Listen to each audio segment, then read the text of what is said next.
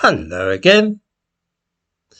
Having ensured that large parts of major English cities now bear an alarming resemblance to third world slums, the British government is turning its attention increasingly towards the provinces. Specifically, they are trying to acquire rented accommodation in nice towns like Kings Lynn and Norwich in Norfolk, so that they can start filling those places too with the kind of people who make living in London and Manchester such a lively and interesting experience these days. Lest viewers jump to the conclusion that our masters are actuated in this matter by malice and hope simply to ruin the last peaceful and quiet towns in the country, I hasten to add that this is not at all the case.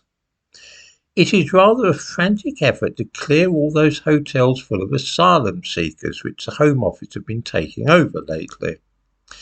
There will be a general election next year, and the Prime Minister realises that quite a few ordinary voters are infuriated to see £7 or £8 million worth of their taxes being frittered away each day to pay for a bunch of illegal immigrants to sit around in five-star hotels eating their heads off at our expense.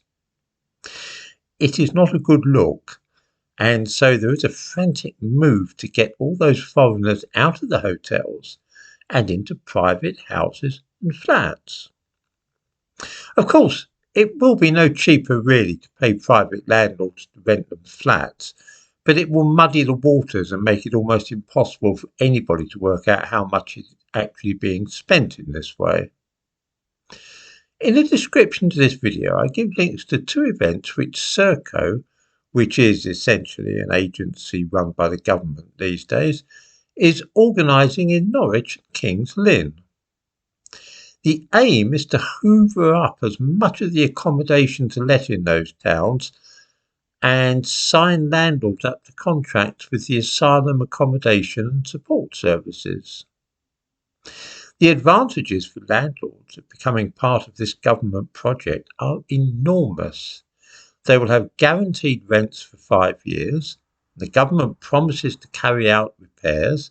All bills are paid for out of taxpayers' money. So it really is a case of money no object. After all, let's face it, taxpayers' money isn't real money of the kind we have in our pockets, is it? It's more like monopoly money, really. You can chuck it around like a drunken sailor and nobody's any the worse off at the end of it. Since the flow of illegal immigrants is unlikely to dry up anytime soon, 600 more have arrived in small boats crossing the Channel in the last 3 days alone. There is sure to be plenty more money to be made by landlords in the future. In the description to this video, I give a link to the government website which gives the latest statistics for illegal immigration in this way.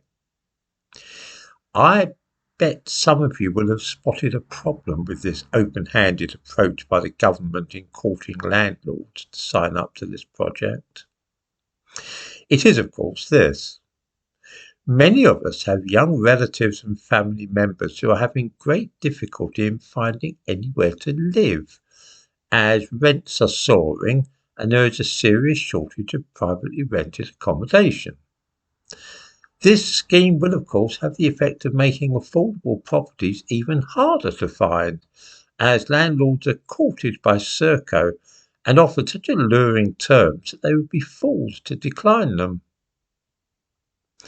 Then, too, some folk have children or grandchildren who are heading off to university and want somewhere to live.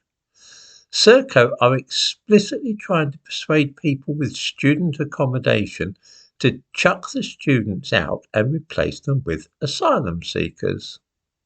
Click on the links I give and you will see that Serco actually say that they want student accommodation so that they can fill it up with illegal immigrants and let the students go and find somewhere else to live.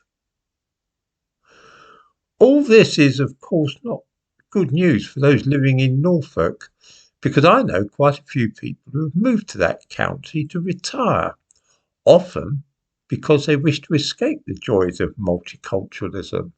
The fools.